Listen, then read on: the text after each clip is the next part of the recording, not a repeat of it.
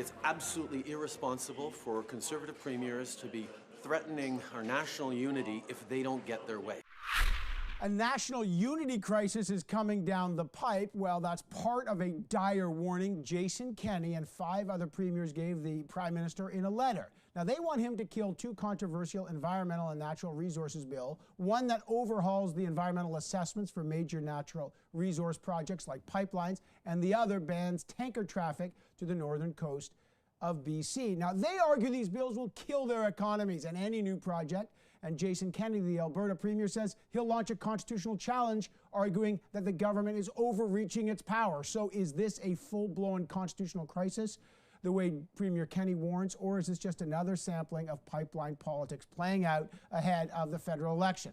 To find out, let's bring in 2 former premiers from the West. Christy Clark is the former Liberal Premier from British Columbia. She is in Vancouver. And Alison Redford is the former Progressive Conservative Premier of Alberta. She is in Calgary. Great to see both of you, former premiers. Let's start with you.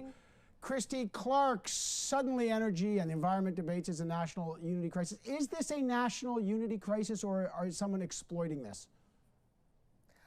Well, I think it's a national unity crisis if the people of Canada, or in one part of Canada, feel like it's a national unity crisis, really. I mean, you can only have a national unity crisis if you have a population of people that are really mad. And I can tell you, in Alberta, people are really mad. And there's a huge section of people out in British Columbia, obviously Saskatchewan, Manitoba, that, I mean, the thing is that this isn't about Alberta's economy alone. This is about Canada's economy. So one bill would blockade all ports on the north coast to Alberta oil. The other, and ignoring the fact that there are 4,000 tankers that go up and down that coast every day, by the way. So not like there wouldn't be any risk of a spill anyway. And then the other bill that will make it almost impossible to build a pipeline. So what you see here is you see a part of the country that's very deeply engaged, very dependent on this sector for jobs, very angry, and another part of the country that probably just isn't very much connected to it, lives in cities and just thinks, well, you know what? What's it going to cost us? And that separation, that gap in understanding is always the seeds of a national unity crisis. Well, Alison Redford, I get there's an enormous amount of genuine frustration, and the merits of these 2 bills are debated on both sides. Do we need it or not? But who's being reckless here? Is it the premiers or Jason Kenney, who is raising the issue of secession kind of repeatedly, or is it Justin Trudeau, did he go over the top and try to cast this as a national unity crisis to avoid debating the merits of these bills? When premiers write letters in 2019 and say this is a national unity issue, there needs to be better dialogue between the federal government and the provincial government, I have to say with respect that as Canadians, we're missing the point.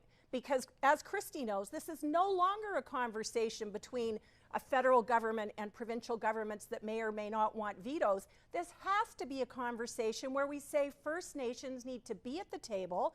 We're seeing that evolve into something meaningful. Canadians understand now why that's important. We are not going to get these issues resolved, whether it's climate, energy, or pipeline, without having a really meaningful, fulsome dialogue and equal conversation with First Nations. So the federal government is important. They have a role to lead. Provincial governments need to be at the table.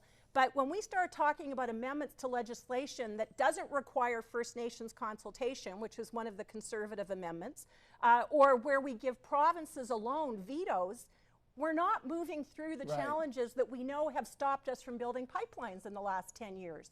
So this is a new approach, and I think we need to be open to it. Okay, but it's been a divisive approach, and I understand that some amendments, the Conservative senators made amendments that were rejected by the Liberal government, and they accepted some amendments from the Independent senators. But Christy Clark, I guess, if you want to get a pipeline built, or if you want to, is it reckless as a premier, you guys are former premiers, to say, you know what, we really need a real debate on this, and by the way, you should know if this doesn't go our way, we're going to think we might raise the specter of separation. Is that a fair thing to do? I get the politics of it. It is a responsible thing to do, maybe, is a better question.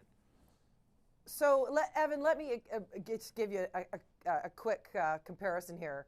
One, when I was a kid in school, there was a little girl in my class who used to walk down between the desks and every day there was a boy who stuck out his foot to trip her every single time. And you know what he would say when she would say, "You're trying to trip me"? He would say, "You shouldn't be walking here." And that's what the federal government is doing. They are blockading Alberta oil on the North Coast.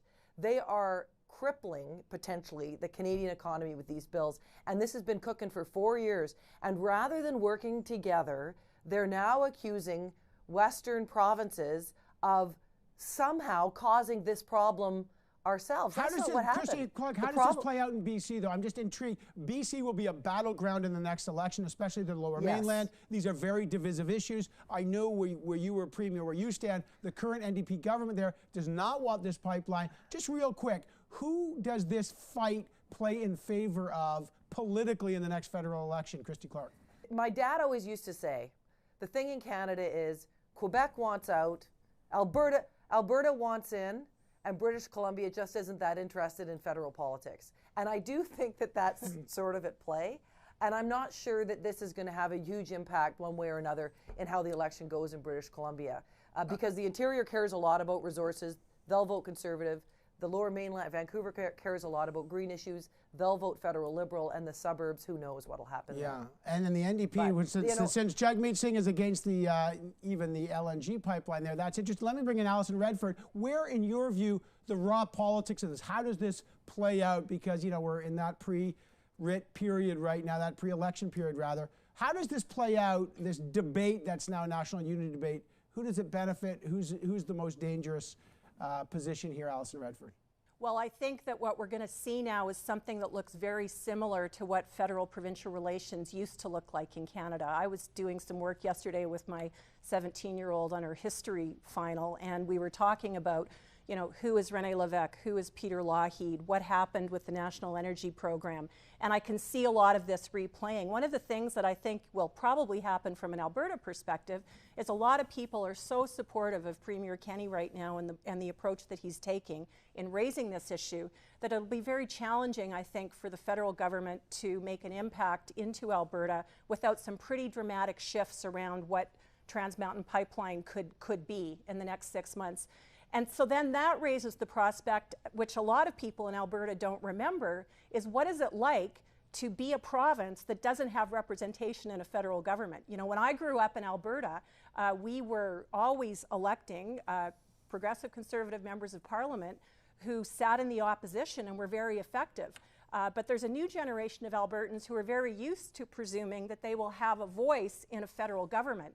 And I think it's time to start thinking about whether or not that will be the case and whether or not that changes the nature of the conversation, which I think it probably does. Well, a pipeline runs through the next election, absolutely. Alison Redford and Christy Clark, I hope you celebrate with the Raptors.